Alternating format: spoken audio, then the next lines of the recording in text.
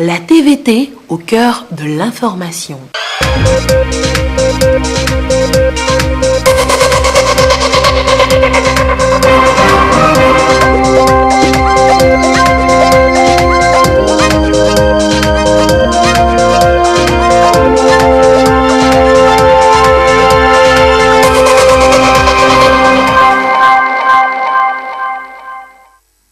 Il est l'heure du journal sur la télévision togolaise. Madame, Monsieur, bonsoir et voici les titres de cette édition. Le nouveau ministre en charge de l'agriculture a rencontré ce week-end les acteurs du secteur coton. À Atapami, le ministre Bataka a fait le point de la production de l'or blanc et rappelé les nouveaux défis qui les attendent tous. Et puis, les fidèles catholiques étaient dans le Grand Nord, à Dalwang, pour le pèlerinage annuel. Cette année, il a été rappelé le rôle des personnes âgées dans l'Église et la société. À découvrir dans cette édition. Voilà pour les titres. Je vous le disais, le ministre de l'Agriculture, le nouveau ministre de l'Agriculture, de la production animale et halieutique a effectué sa toute première sortie de terrain à Atapami à la rencontre de tous les acteurs de la société cotonnière du Togo. Il s'agit pour le ministre Bataka d'échanger avec ces acteurs sur les stratégies à mettre en place pour booster la filière sur laquelle repose la grande partie de l'économie togolaise. Une manière également pour lui de parvenir à relever les défis dans le secteur pour favoriser son émergence. Les précisions avec la correspondance depuis Atapami de Silver Abdou. Ils sont les acteurs de la première filière agricole au Togo, la filière cotonnière, filière à fort potentiel et de croissance économique. À cette première sortie du terrain du ministre de l'Agriculture, de la production animale et halieutique, quelques jours après sa nomination à la tête de ce département ministériel, Noël Koutera Bataka a voulu échanger avec tous les acteurs de ce maillon de production en vue de s'enquérir du fonctionnement de cette filière, histoire de relever les défis qui s'imposent pour repartir sur de nouvelles bases. Il s'agit pour le ministre d'engager chacun à améliorer ses performances techniques destinées à booster davantage la filière pour une émergence de l'agriculture au Togo. Nous sommes venus pour notre toute première sortie pour rencontrer les acteurs de la première filière agricole au Togo, qui est la filière cotonnière, comme vous le savez, qui apporte énormément à l'économie nationale et en termes d'amélioration des revenus des producteurs, mais aussi en termes d'amélioration de notre balance commerciale. Le message que nous avons voulu donner est celui du chef de l'État qui a voulu dire aux producteurs que les mesures sont prises pour que la filière continue à fonctionner normalement. Les intérêts des producteurs et de tous les acteurs de la filière sont... L'intérêt est grand et donc tout est mis en place pour que cette filière puisse connaître sa croissance et son développement tel que le gouvernement le souhaite. Ce moment de partage a également permis aux ministres d'écouter les uns et les autres sur leurs éventuelles préoccupations. Ils ont soulevé quelques défis en termes d'outils industriels qu'ils voudraient voir s'améliorer. Ils ont soulevé le défi aussi des rendements qui restent à très faible toujours, mais aussi celui du personnel. Nous les avons rassurés qu'une attention particulière sera accordée à ces défis afin que la filière se transforme et que le Togo devienne l'un des champions en matière cotonnière en Afrique.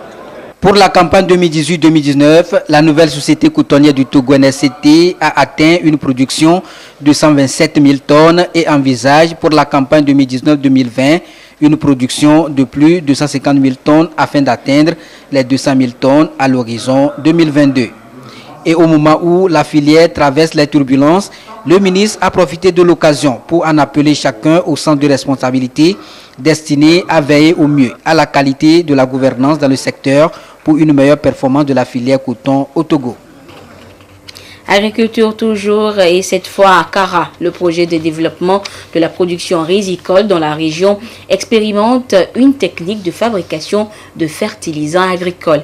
Il s'agit du lombric compostage. Le PDPRK a réalisé des essais pour mesurer l'impact de cet engrais sur les cultures, notamment le riz. Il conclut avoir enregistré des résultats très encourageants. Comment se fabrique alors le lombric compostage? Que peut-on bénéficier en utilisant ce fertilisant organique? Les réponses dans ce dossier réalisé pour nous par Nestor Mozo. Le lombric compostage, une technique de production de l'engrais biologique. Le projet de développement de la production risicole dans la région de la Kara, PDP-RK, mène une expérience dans ce domaine. Comme le nom l'indique, le lombric compostage se fait avec les lombrics, communément appelés vers de terre. À ces lombrics s'ajoutent des balles de riz, des fales d'arachide, des épulchures de manioc ou d'igname, des cartons pour ne citer que ces matières. Les lombrics utilisent leurs enzymes pour décomposer ces matières pour donner du compost. On prend le lombric, on prépare ce que nous appelons une litière. Et cette litière-là doit contenir le lombric en question. Donc une fois qu'on a mis la litière en place, l'élément qui est précomposté, on ajoute du carton. En fait, le carton, ça joue un rôle important. C'est que ça doit maintenir l'humidité. Parce que les lombrics, ils vivent seulement dans les milieux où c'est humide. Donc, on doit, avec le carton, arriver à maintenir l'humidité à un taux avoisinant les 80-90%. Voilà. Donc, une fois que tout est préparé, que la litière est mise dans le bac, comme vous le voyez là-bas, on met l'élément précomposté à côté. Et on arrose abondamment. Et nous couvrons avec du carton et on suit le lombricomposteur. C'est ça comme ça qu'on appelle le bac. On le suit pendant toute la durée, qui peut aller de 2 à 3 mois. La technique a été apprise en Thaïlande lors d'un voyage d'études. Les essais pratiqués avec le lombric compost ont donné des résultats satisfaisants. On peut retenir que le lombric compost permet d'augmenter le rendement des cultures et pratiquer à 3 ou 6 tonnes à l'hectare plus demi-dose d'urée permet à la culture d'avoir un bon rendement.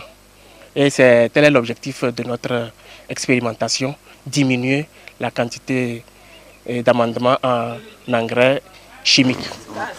Le lombric compost apporte non seulement les matières nutritives à la plante, mais aussi améliore la texture du sol. L'emploi répété des engrais chimiques, purement chimiques, dénature le sol. Quand vous mettez toujours de l'engrais chimique, à un certain moment, le sol ne répond plus. Et donc, le sol a besoin de la matière organique. Donc, le constat est là.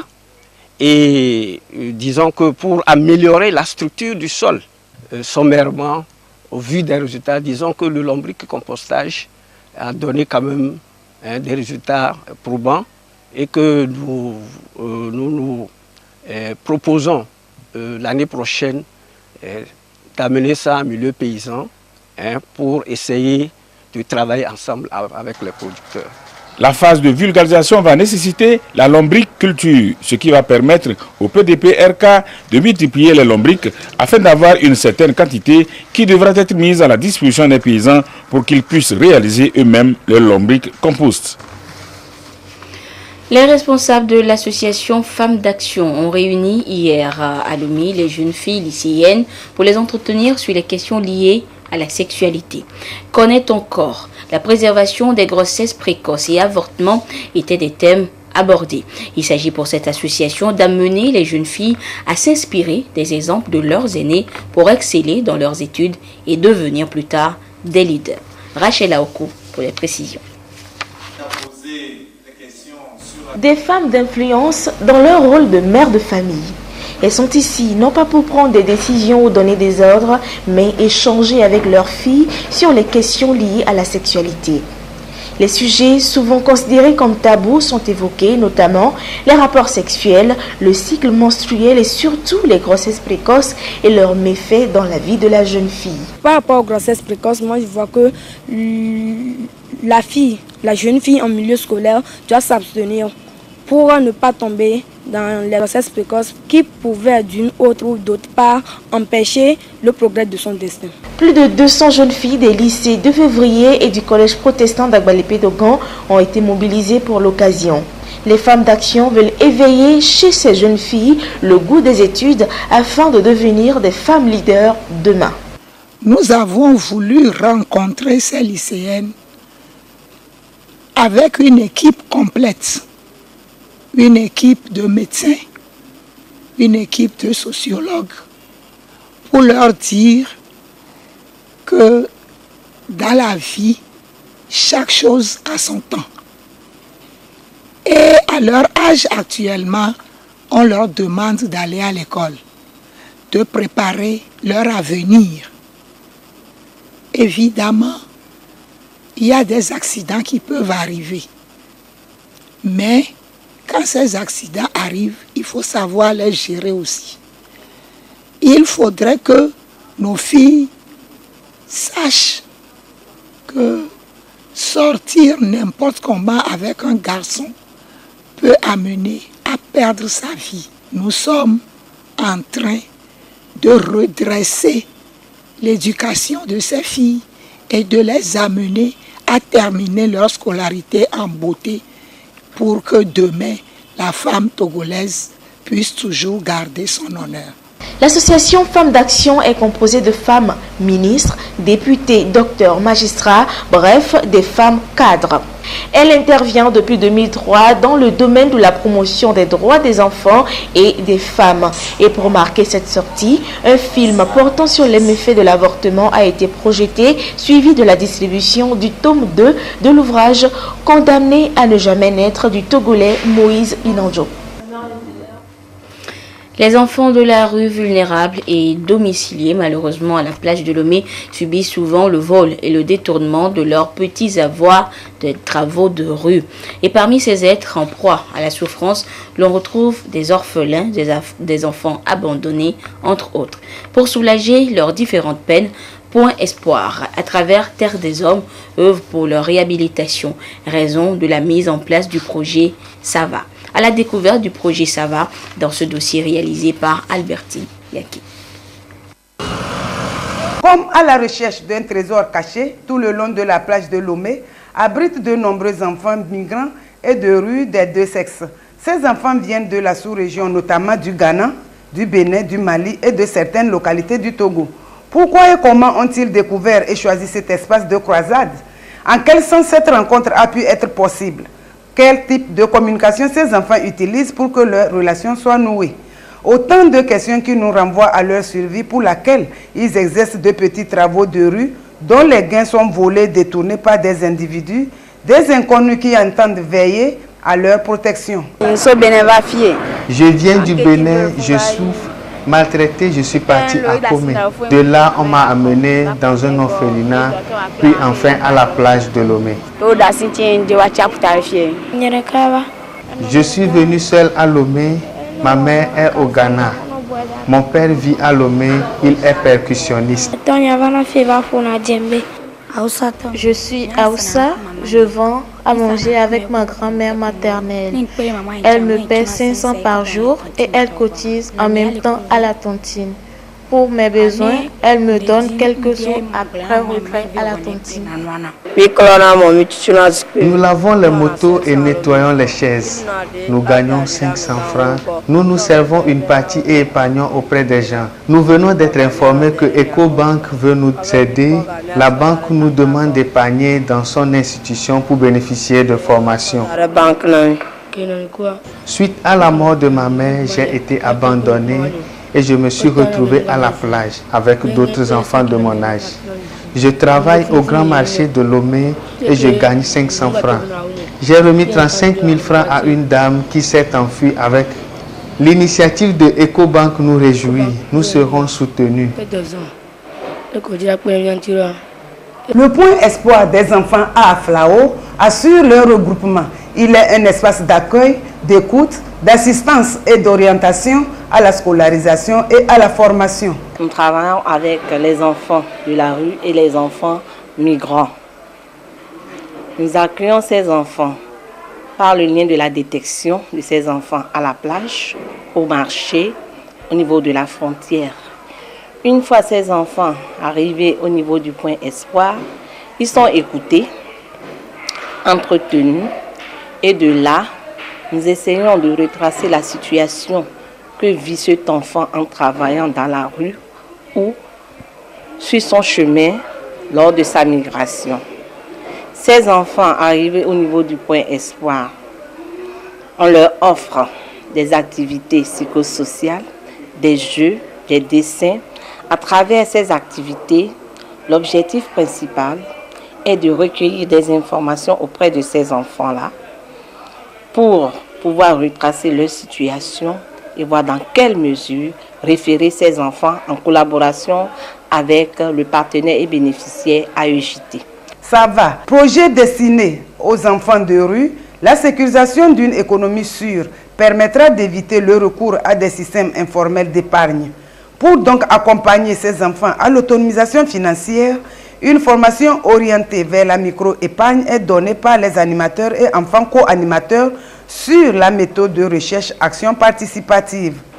Ce projet a pour objectif général d'améliorer la sécurité, l'indépendance et les compétences des enfants, de sorte que ces enfants puissent animer de façon collégiale avec l'équipe de projet, c'est-à-dire une co-animation, une co-gestion de services financiers.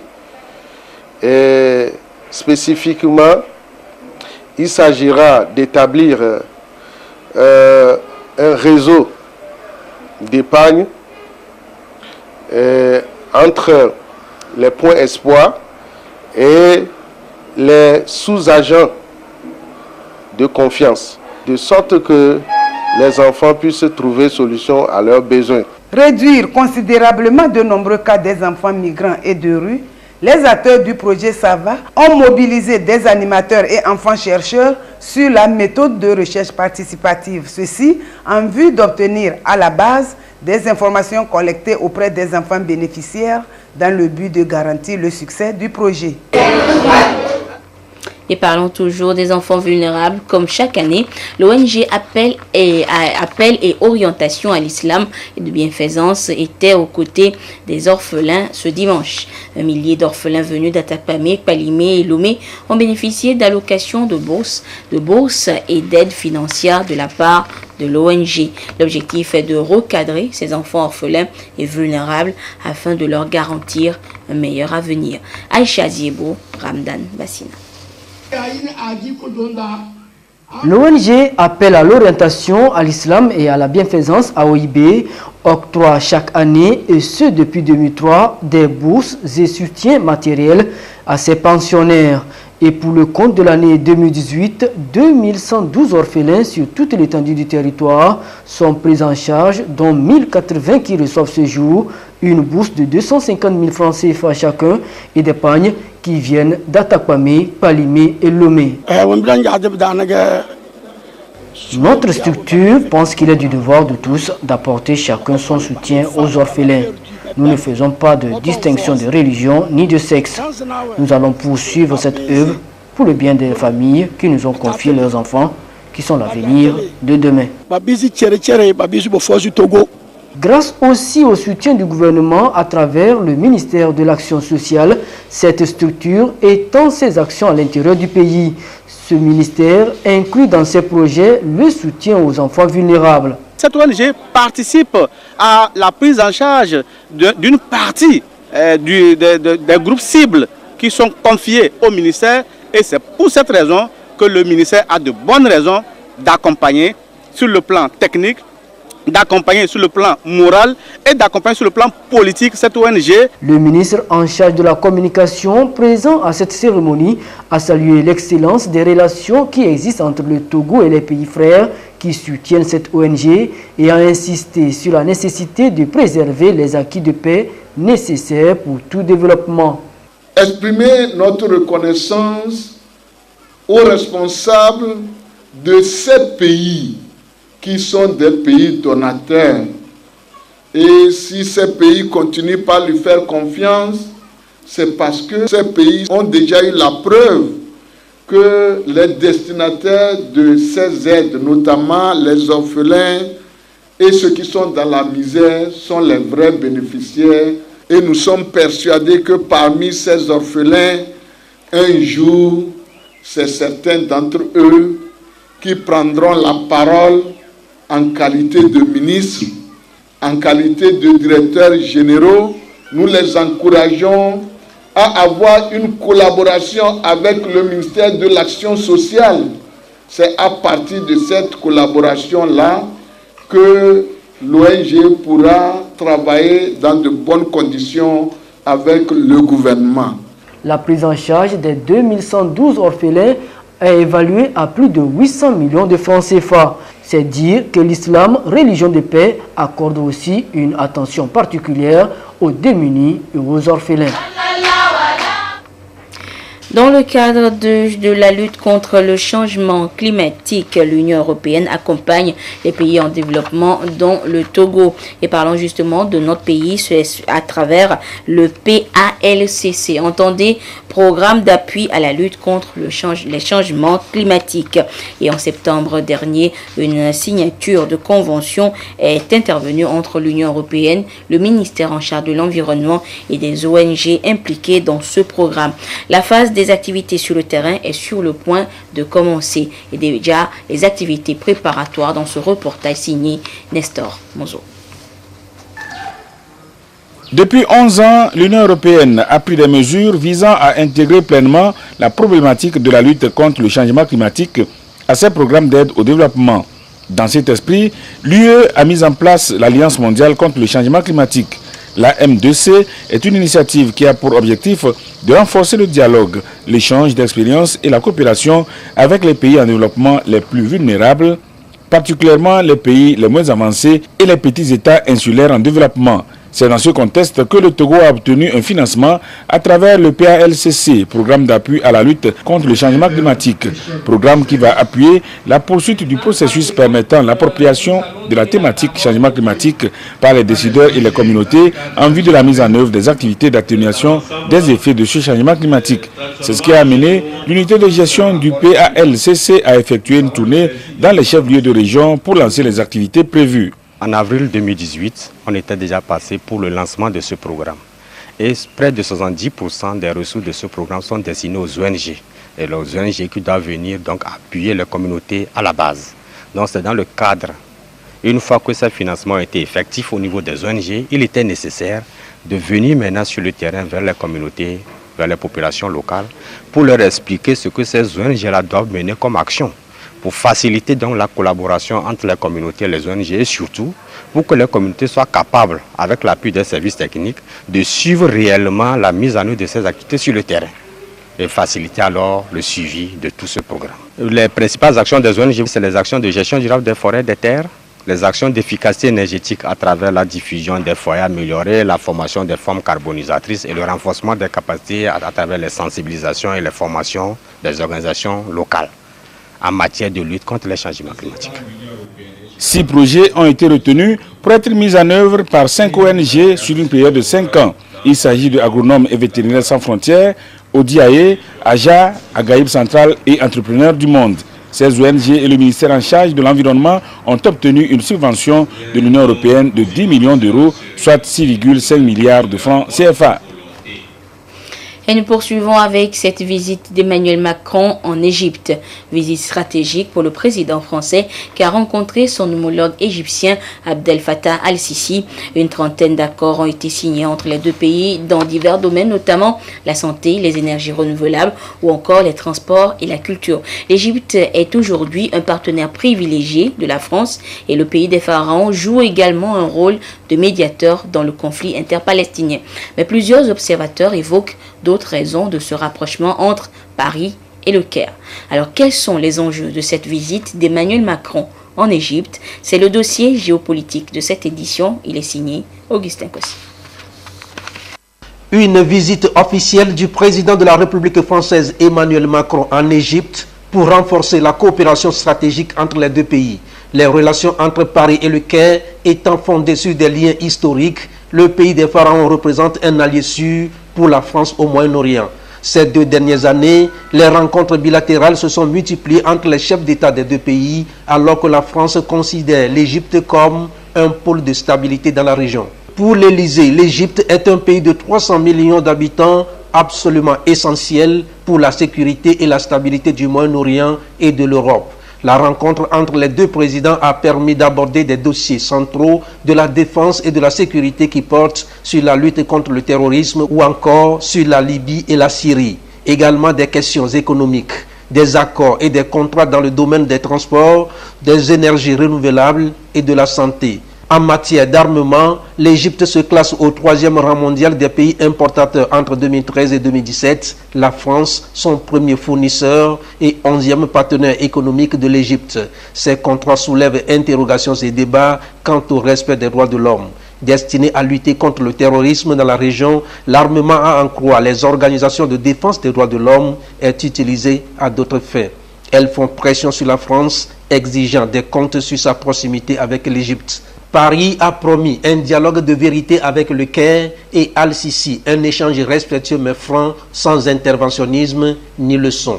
Alors que Emmanuel Macron cherche un gilet de sauvetage pour se mettre à l'abri des gilets jaunes en France, serait-il érigé en donneur de leçons à son homologue égyptien?